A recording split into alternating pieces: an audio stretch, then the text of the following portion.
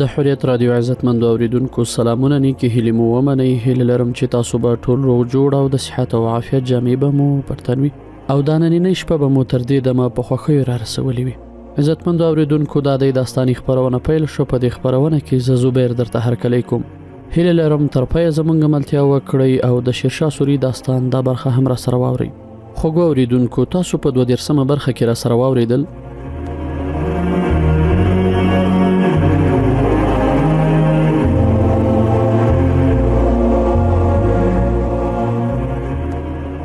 شیرخان د مغولو په پوځ ټولې لارې تړلې وي.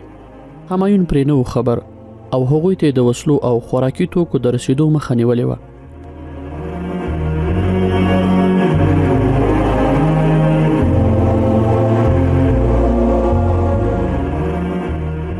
عزتمندو اوریدونکو تاسو په دې برخه کې را سره اورئ کله چې همایون یعقوب بیک ته د غلو دانو د راوړو دنده وسپارله. شیرخان د ولیداد خان په مشرۍ زر تنه وسلوال د هغوی د مخې نیولو لپاره وګمارل. لارې بارانونو خټې کړې وې. د یعقوب بیک کاروان ډیر په زحمت تر خپل پړاوه نیمایي لار وهلې وه. یو سهار چې د غلو د ګاډیو کاروان د یوه وړوکي ځنګل ترڅنګ تېرېده یو دم د غیشو باران پرې پیل شو. د کاروان مخکینیو وسلوالو چیغې کړې خبردار چې دښمن دی. خو کاروان بشپړ د ولیداد خان د وسلوالو د غیشو تر دم لاندې وو.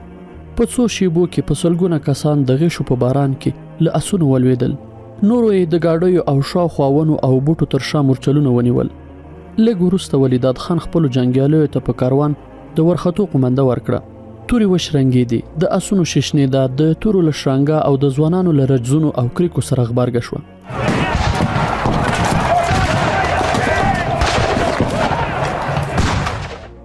د یعقوب بیک کسانو د داسې ناڅاپي برید هیڅ تصور نه کاوه.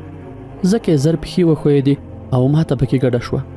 ولیداد خان خپلو کسانو ته حکم وکړ چې د تښتېدونکو په مخ کې مه درېږئ، خو څوک چې جګړې ته دوام ورکوي مه یې پرېږدئ. دې قومندې د مغولو په پوځیانو کې د جګړې د دوام جذبه نور هم سړه کړه.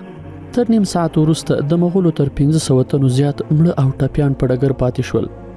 نورو یې د تښتې لاره ونیوله او تر پړاوه یې بیا بیرته شاته راونه کتل.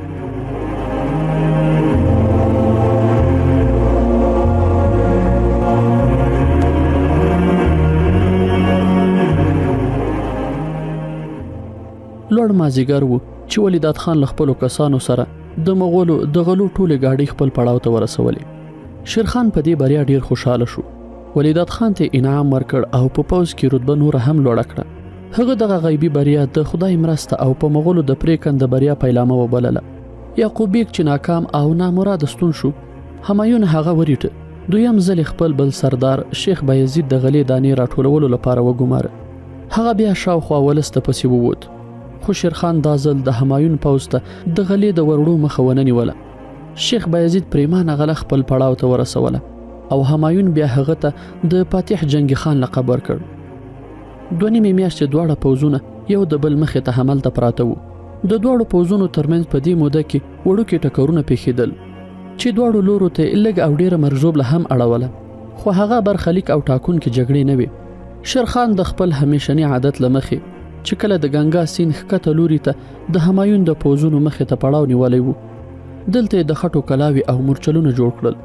کله چې بارانونو نور هم زور ونیوه په دواړو پوځونو کې ګډوډي جوړه شوه. د شیرخان د خټینو کلاو او مورچلونو یو برخه د اوبو د زیاتېدو په سبب تر اوبو لاندې شوه. هغه دې ته اړ شو چې خپل پړاو 3-4 میله شاته یو لوړ ځای ته ولېږدوي. په دې ګډوډي کې د هغه د توپخانې څو توپونه هم اوبو یوړل. تر جګړې مخکې داسې حالت راغی چې د دواړو لوړو پوځونو او سردارانو ته زغم له توانه وتلی و. هغوی غوښتل چې زر تر زره جګړه پیل شي او دغه حالت ډیر دوام ونه کړي.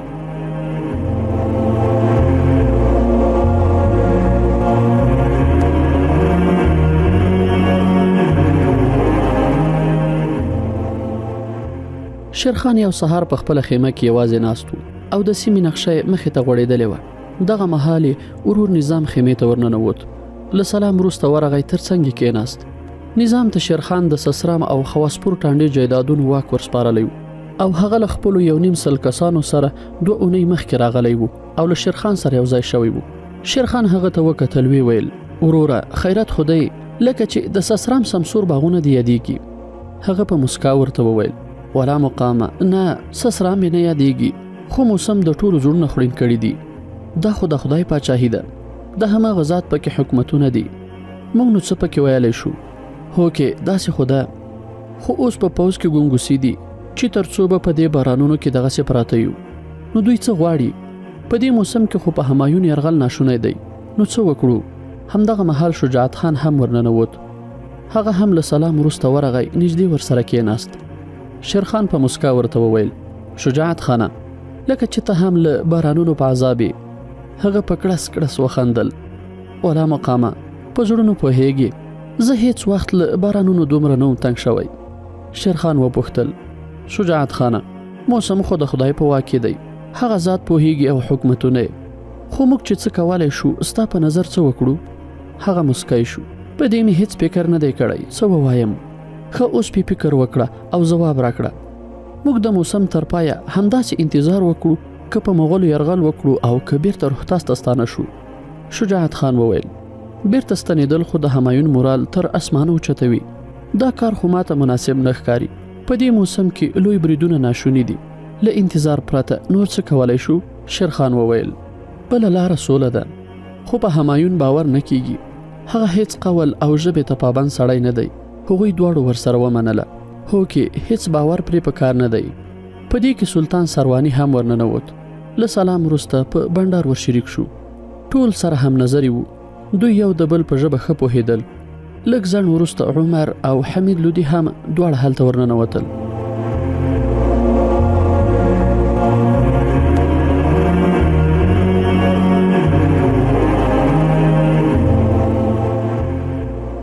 شیرخان له لرې غږ پرې وکړ: راځئ چې موږ ستاسو د راتلو په انتظار وو. نظام وویل: تاسو هم له باراني موسم نه تنګ شوي یاست؟ حمید وویل: په ما یې چندان توپیر نشته. شیرخان په خندا ورته وویل: حمید جانه، ثابته دې کړه چې رښتیا مینې. شجاعت خان وویل: صاحبه، په کوم دلیل دا خبره کوي؟ څوک چې د باران، سیلاب او شنه اسمان، دوبي او ژمي په کیسه کې نه وي، د هغه په زړه کې خامخا کومه رنګینه دنیا ودانه وي، په هغې کې ورک وي. حمید نه غوښتل چې د مینې په کیسه یې څو خبرې وکړي، خو د شیرخان په درناوي هیڅ ونه ویل. د هغه په مرموزې چوپتیا شیرخان وپوهېد. خبره یې واړوله: راځئ په دې لږ فکر وکړو چې که همایون ته یو ځل بیا د سولې پیغام واستو، په دې کې زموږ تاوان څه دی؟ ټول په چورتونو کې ډوب شول. تر څه ځنډ وروسته شجاعت خان وویل: ولا مقامه، په همایون شاه باور نشته، خو نه پوهېږم چې د سولې پیغام ته به یې غبرګون څه وي. شیرخان په ځمکه سترګې وګنډلې. تر ځنډ چوپ و. وروسته یې په جدي لهجه وویل: توکل په خدای، په همایون به یو د سولې غږ بیا هم وکړو. که یې ومنله چې د یو مسلمان د وینو تویېدو مخه ونیولی شي، هم د خیر کار دی. که یې ونه منله، هم به مو ولس ته او هم خدای ته مخ سپین وي. سردارانو او ملګرو یې ورسره پرې امین کړ. په همدې ماسپښین یې همایون شاه ته د سولې یو پیغام واستاوه. شیرخان ترې وغوښتل چې د بنګال د حکومت فرمان زما په نامه ولیکه. خطبه به ستا په نامه وي، نور به زه پکې واکمن یم.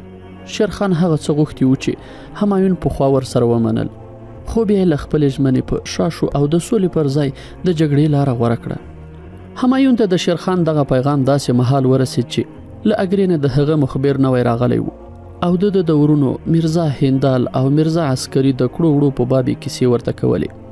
همایون شاه خپل ورونو ته 2 ځله دغه احوال ورکړی و چې شیرخان پښتانه سره یو موټی کړي دي او که یې مخه ونه نیولی شي، د ډیلي د تاج او تخت د نیولو اراده لري. تاسو باید په دې نازک وخت کې د تخت سیالۍ پرېږدئ او راځئ چې دغه لوی دښمن ته په یو مورچل کې ودرېږو. خو ورونو یې تر اوسه دې پیغامونو ته د هو ځواب نه و ورکړی.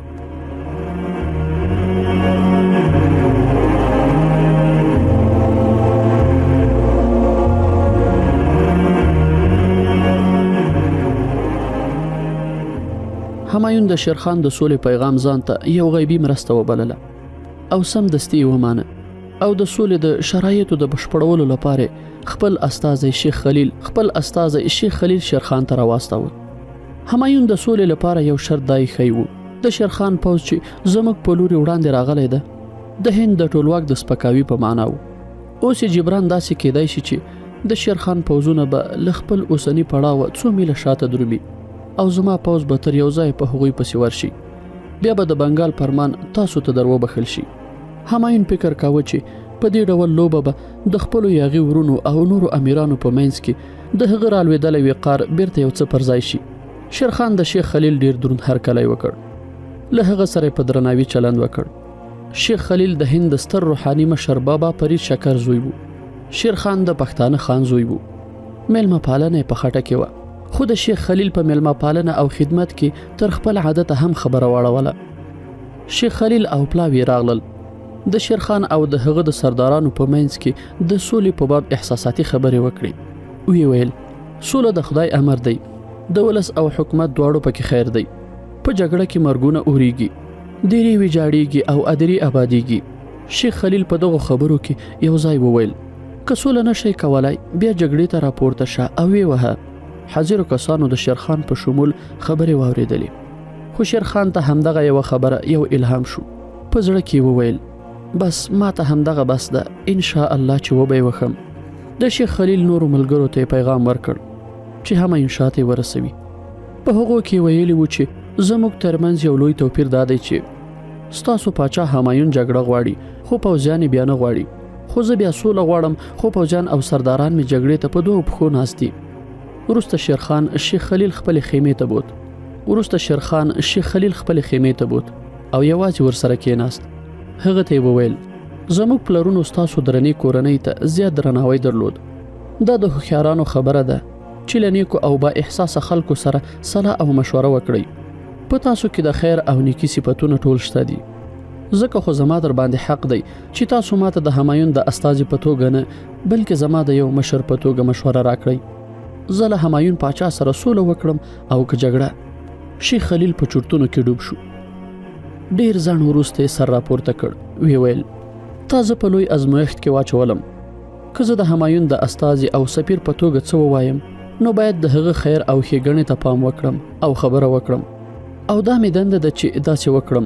بل لوري ته د رسول الله صلی الله علیه وسلم مبارک فرمان دی چې مشوره له چا سره کیږي هغه امین دی. که غلطه مشوره ورکوي نو په امانت کې خیانت کوي. هغه له دې خبرو وروسته چوپ شو. تر څه ځان وروسته وویل ما ته د خپل سپېڅلي پیغمبر صلی الله علیه وسلم د مبارک حدیث پیروي لازمه ده. زما مشوره دا ده چې اوس تاسو ته جګړه غوره او په خیر ده. همایون د اړتیا او مجبورۍ له مخې تاسو سره سوله کوي. له زړه نه پرې راضي نه دی. هغه به په خپله ژمنه ونه درېږي او په ډېر ځواک به په تاسو یرغل وکړي. ځکه خو تاسو ته دا پکار ده چې دغه فرصت له لاسه ورنه کړئ. شیرخان همالته له همایون سره د پرېکنده جګړې اراده وکړه. بیا د دې لپاره چې مغولي پوځیان ډاډه شي چې شیرخان سولې ته راضي دی خپلو سردارانو ته حکم وکړ چې پوځونه د روهتاس په لور شاته لاړ شي. سردارانو تر خپلې قومندې لاندې پوځیانو ته امر وکړ چې شاته لاړ شي. هغوی ټول حق پاک وو چې دا څه خبره ده. ماښام مهال شیرخان بیا خپلو سردارانو ته حکم وکړ چې په شپه کې بیرته خپل پخواني ځای ته ستانه شي. هغوی بیرته خپل ځای ته راستانه شول. دویمه ورځ بیا همدا کار تکرار کړ. پوځونه یې شاته لاړل. د مغولو پوځي سردارانو چې دا حالت ولید ډاډه شول چې نور جګړه ناشونې ده. هغوی سخت غافل شول. په شپه کې د شیرخان پوځ بیرته پخواني پړاو ته راستون شو. د شپې دریمه برخه تېره وه چې شیرخان خپل پوځي سرداران راټول کړل. هغوی ته د شیخ خلیل مشوره او بیا خپله پریکړه واوروله. وی ویل زما توریالیو سردارانو همدا نن شپه به د همایون په خلاف پریکنده برید پیلوو او زما هیله ده چې خدای به بری را په برخه کړي. سردارانو یې ورسره ومنله.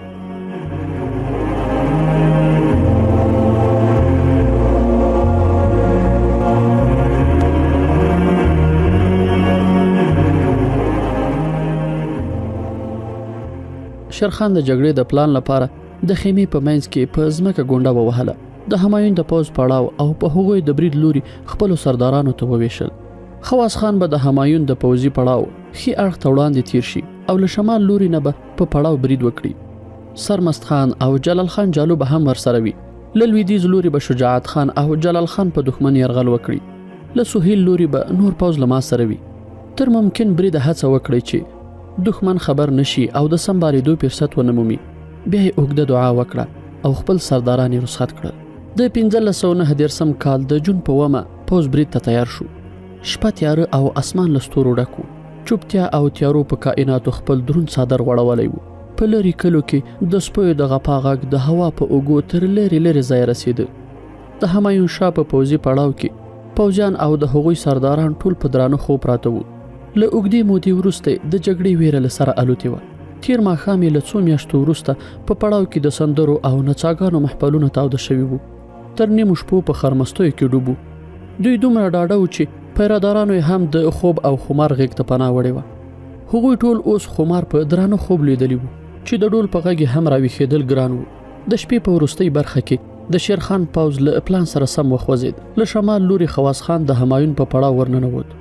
بیا له دوو نورو اړخونو هم د مستو اسونو ششنېدا، د تورو شرنګا، د غیشو شاغه، د توریالیو له رزونو او نارو سره په ګډه د شپې سکون مات کړ.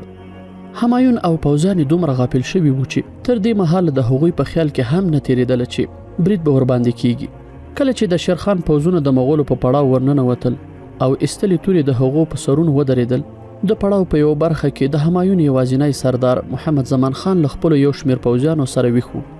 هغه او کسانو د خطر نغارې وکړنګولې، چیغې یې کړې: خبردار چې دښمن په پړاو یرغل راوړ. خو یوازې د هغه یو شمېر جنګیالي د شیرخان د ګړندیو پوځیانو مقابلې ته راووتل. هغوی د دې توند برید د مخنیوي توان نه درلود. د مست سیلاب په مخ کې د خشاکو په څېرې ورسره واخیستل او ټول په هغو لومړیو شیبو کې ووژل شول. د همایون پوځیانو چې په ګنګا سیند نوی پل تړلی وو، کله چې برید پیل شو او مغولي پوځیان له خوبه راپاڅېدل، ټولو د همغه پله په لور د تېښتې لاره ونیوله. یوه لویه ګډوډي جوړه شوه. په تیارو کې د دوست او دښمن توپیر نه کېده. دوی تر ډېره ځایه په خپلو کې یو له بل سره وجنګېدل او په خپلو کې سره ووژل. له ډېرې مرګ ژوبلې وروسته همایون خپل تیت او پرک پوځونه بیرته له سره منظم کړل. هغه سرداران چې له ورخطا یې د تېښتې په فکر کې وو، بیرته د جګړې په ډګر ودرېدل. خو د جګړې پاله اوس هم د هغوی په خلاف وه. پښې یې راټینګې نه شوې. په پوځي کمپ کې د ټولو په خولو یوه چیغه وه: د پله په لور شاته لاړ شئ. ټولو ماته خوړلو پوځیانو هغه لور ته مخه کړه. په پله بوج تر حده واوښت، تابیرانه وړ او مات شو. د عرصاتو ورځ وه. په زرګونو پوځیان پلې او سپاره د سیند مستو څپو ته ولوېدل.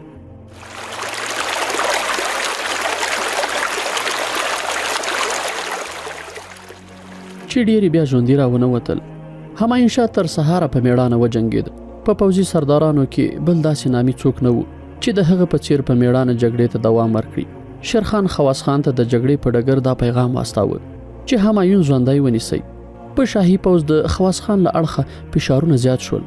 د همایون په ښي مټ یو غیشی ونښت. کله چې د هغه پوځیانو ولیدل چې پاچا یې ټپي شو، دې کار د هغوی مورال نور هم وغورځاوه. نورې د همایون چیغې هم نه اورېدلې چې پرله پسې جګړې ته هڅول. په پوځ کې ماته ګډه شوه. مغلي پوځیان چې په هر لوري وتلی شوی، ځانونه یې وایستل. څو تنو پوځیانو خپل پاچا په ډېر بد حالت کې ولید. هغوی وپوهېدل چې همایون ژوندی د دښمن لاس ته د لوېدو له خطر سره مخامخ دی. د هغه د آس قضیه یې ونیوله او د ګنګا د سیند په لور لاړل. همایون آس په سیند ورلاهو کړ. دی له شانه اوبو ته ولوېد. مستو څپو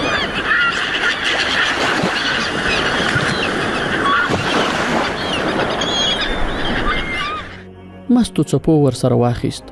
خوله یې له سره ولوېده. شاهي چپنه او زغره په زحمت له ځانه لرې کړه. په سترګو یې تیاره راغله. همدغه مهال چې نور له ژونده ناهیلی سوی وو، د ډوبېدو په حالت کې یو چا لاس ورکړ او په مشک له سینده پورې ویست. سرتور سر په عادي جامه کې چې له اوبو راووت، لږې دمه جوړه شوه. د سیند په پورې غاړې د خپل پوځ د بربادۍ وروستۍ ننداره کوله. همایون په حسرت پورې غاړې ته وکتل. پاچاهي او له ځل بل ډک دربار، ارګا برګا، مالکه، کورنۍ، نوکران، هر څه د سترګو په رپ کې ترې تلي وو. خپل ژغورونکي ته یې مخ واړاوه. ترې ویې پوښتل: ته څوک یې چې زه دې له ډوبېدو وژغورلم؟ اعلی حضرته، زه نظام سقاوي یم. اوس خو ته ماته نظام ولې وایې؟ زه ستا ډېر پوره وړی یم. که نصیب را سره یاري وکړه، ما ته راشه، ستا د دې نیکۍ ښه بدله به خامخا درکړم.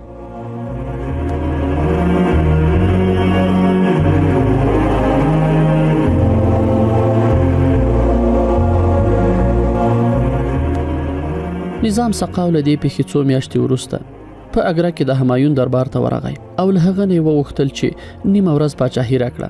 همایون د خپلې ژمنې له مخې د هغه غوښتنه ومنله. نظام خپل هماغه مشت چې همایون یې پرې له ډوبېدو ژغورلی و ټوټه ټوټه کړ او د خپلې نیمې ورځې پاچاهي سکه یې ترې جوړه کړه.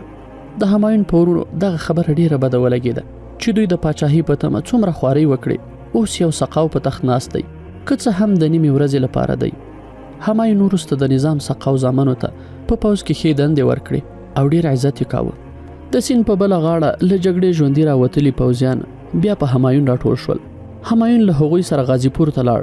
هلته یې ټیکه ونه شوه. بیا د بنارس نه تیر شو او د چنارګل کلا ته ورسېد. دغه پوځي پخه چوڼۍ تر اوسه د همایون د پوځیانو په لاس کې وه. له شاوخوا نه ماته خوړلي پوځیان بیرته دلته راټول شول. همایون پوهېده چې چنارګل کلا به شیرخان په هیڅ صورت کې هم دوی ته پرېنږدي، ځکه 3 ورځې وروسته د اګرې په لور وخوځېدل.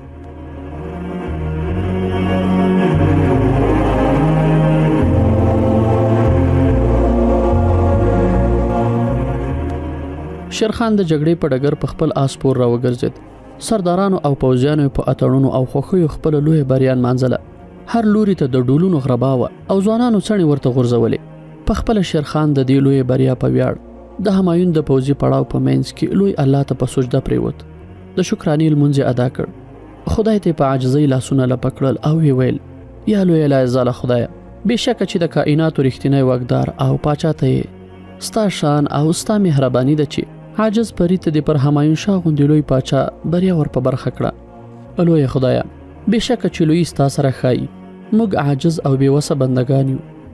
تا چې موږ ته په همایون څه ډول بریا راکړه، دا زموږ په خیال او تصور کې هم نه تېرېدله. وروسته شیرخان د پړاو هغې برخې ته لاړ چې د همایون او نورو سردارانو میرمنې او ماشومان پکې راټول وو، چې هغوی وتښتېدل او یا ووژل شول، خو میرمنې او ماشومان یې ټول دلته پاتې وو. د مغولو د سردارانو 4.5 تنه میرمنې او ماشومان یې یو ځای ته راټول کړل. شیرخان نږدې ورغی.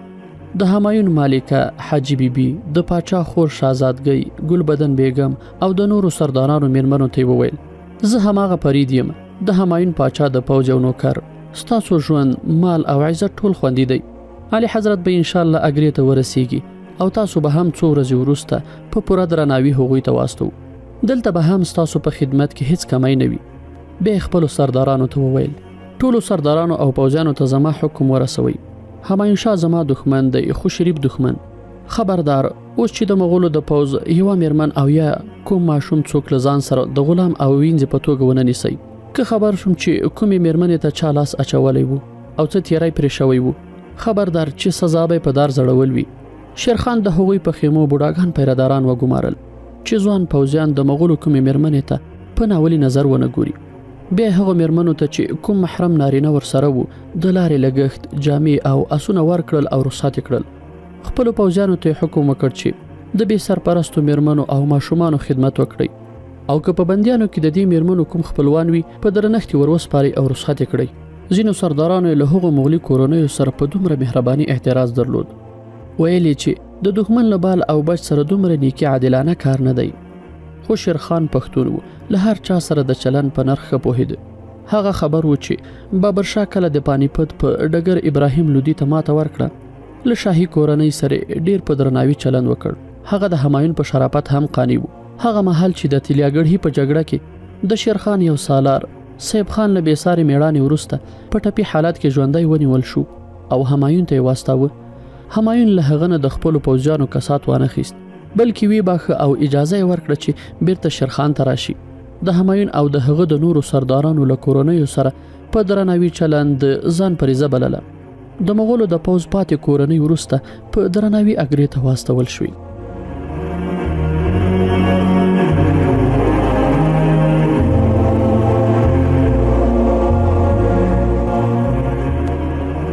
د حریت رادیو عزتمند اوریدونکو له ملتیا مو مننه کوم. د شیرشاه سوري داستان دا برخه په همدې ځای پای ته رسیږي. تر بلې راتلونکې برخې مو زه زبیر پلوی او بخونکي رب سپارم. ښه وخت، ښې چارې ولرئ. الله مو مل شه.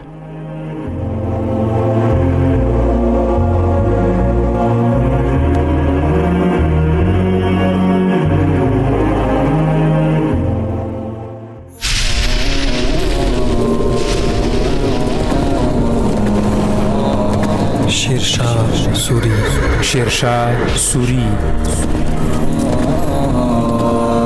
هغه له خړو خاورو راپورته شو. د لوی فکر او ژور درک له مخې په تاریخ کې د یو ستر سلطان په نوم وپېژندل شو. نوموړی یو ساده سړی و، خو د عقل، زړورتیا او عدالت په زور یې د یو ستر سلطنت بنسټ کېښود.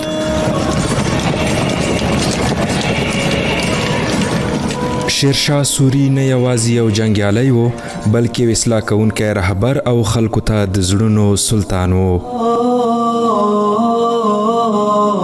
شیرشاه سوري دغه تاریخي ناول هره دوشنبه او سه شنبه د شپې له 10 تر 10 نیمو او بیا ځلې تکرار یې هره چهارشنبه او پنجشنبه د شپې له 10 نیمو تر 11 بجو له حریت راډیو اوریدلی شئ. شیرشاه سوري. شیرشاه سوري.